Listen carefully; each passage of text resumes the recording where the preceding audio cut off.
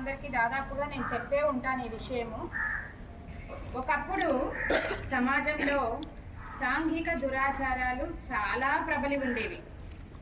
సాంఘిక దురాచారాలు విన్నారా? ఈ మాట విన్నారా? అంటే ఏంటమ్మా? సాంఘిక దురాచారము అంటే సమాజంలో ఉండకూడనటువంటి ఆచారం. అలాంటివి చాలా ఉండేవి. వాటిల్లో బాల్య వివాహాలు కూడా ఒకటి. చెప్పాను కదా, చాలా చిన్న పిల్లలకి కూడా వివాహాలు చేసేసేవాళ్ళు.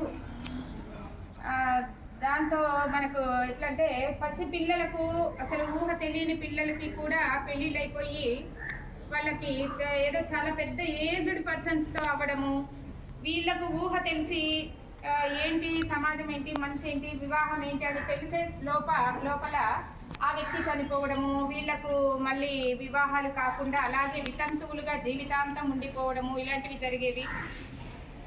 సాంఘిక దురాచారాల్లో ఇది కూడా ఒకటి అని మీకు చాలామందికి చెప్పాను. అటువంటి దురాచారాలను నిర్మూలించడం కోసం ప్రభుత్వము కంకణం కట్టుకుంది.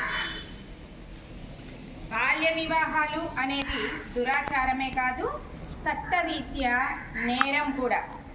ఈనాడు ఎక్కడైనా ఇలాంటి వివాహాలు జరుగుతున్నాయి అంటే చిన్న పిల్లలకు పెళ్ళిళ్ళు